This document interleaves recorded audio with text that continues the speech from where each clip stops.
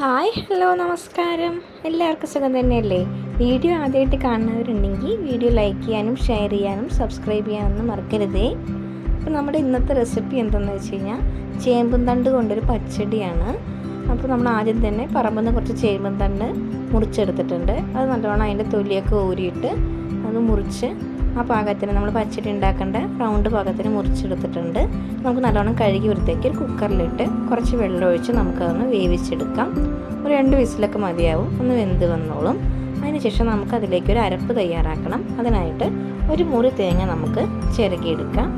ഒരു മുറി തേങ്ങ നമ്മൾ ചിരകിയെടുത്തിട്ടുണ്ട്. നമ്മൾ തേങ്ങ ചിരകിയെടുത്തത് നമുക്കൊരു മിക്സിയുടെ ജാറിലേക്ക് ഇട്ട് കൊടുക്കാം. അതിലേക്ക് ഒരു 5 പച്ചമുളക് കൂടി നമ്മളതിലേക്ക് ഇട്ട് കൊടുത്തിട്ടുണ്ട്. ഇനി നമുക്കതൊന്ന് ചെറുതായിട്ടൊന്ന് ആദ്യം ഒന്ന് ചതച്ചെടുക്കാം. അതിനുശേഷം കുറച്ച് തൈര് കൂടി ഒഴിച്ച് നമുക്ക് ഒന്ന് അരച്ചെടുക്കാം. അങ്ങനെ നമ്മൾ തൈര് കൂടി ചേർത്ത് ഒന്ന് അരച്ചെടുത്തിട്ടുണ്ട്. ഇനി നമുക്കതിലേക്ക് 1 ടീസ്പൂണോളം കടുകിട്ട് അതൊന്ന് ക്രഷ് ചെയ്തെടുക്കുക. അതിനുശേഷം നമ്മുടെ ചേമ്പും തണ്ട് കുക്കറിൽ വെന്ത് വന്നിട്ടുണ്ടായിരുന്നു. അപ്പോൾ നമുക്ക് തുറന്ന് നോക്കി. അപ്പോൾ നമ്മളത് ചേമ്പും തണ്ട് പാകത്തിന് തന്നെ വെന്ത് വന്നിട്ടുണ്ട്. നമുക്കതിലേക്ക് കുറച്ച് മഞ്ഞൾപ്പൊടി ഉപ്പും ഇട്ട് ഒന്ന് തിളപ്പിച്ചെടുത്തിട്ടുണ്ട്. അങ്ങനെ നല്ല രീതിയിൽ ഒന്ന് തിളച്ചൊന്ന് വരട്ടെ.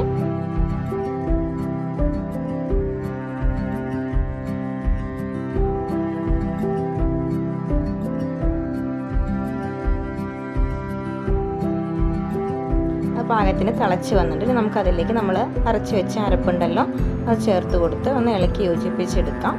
ഒരു 2-3 മിനിറ്റ് മാത്രം ഒന്ന് തിളപ്പിച്ചെടുത്താൽ മതി. അല്ലാണ്ട് തിളച്ച് മറിയേണ്ട ആവശ്യമില്ല. ഒന്ന് ചെറുതായിട്ടൊന്ന് നല്ല രീതിയിൽ ഒന്ന് ചൂടായി വന്നാൽ മാത്രം മതി.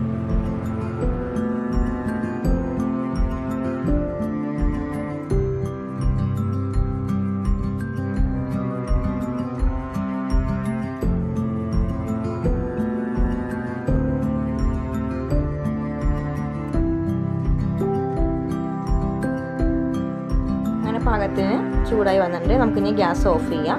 നമുക്കതിലേക്കൊരു വറവിടാം. എണ്ണ ഒഴിച്ച് അതിലേക്ക് കടുകും അതുപോലെ തന്നെ ഉണക്കമുളകും കുറച്ച് കരിവേപ്പിലയും ചേർത്ത് നമ്മളതൊന്ന് കറിയൊന്ന് വറുത്തിട്ടിട്ടുണ്ട്. അങ്ങനെ നമ്മുടെ ചേമ്പും തണ്ട് പച്ചടി റെഡി ആയിട്ടുണ്ട്. ഇതുവരെ ഉണ്ടാക്കാത്തവരൊക്കെ ഉണ്ടെങ്കിൽ ഒന്ന് ട്രൈ ചെയ്ത് നോക്കണം. അപ്പോൾ വീഡിയോ ഇഷ്ടമായെങ്കിൽ ലൈക്ക് ചെയ്യുക, ഷെയർ ചെയ്യുക, സബ്സ്ക്രൈബ് ചെയ്യുക. താങ്ക്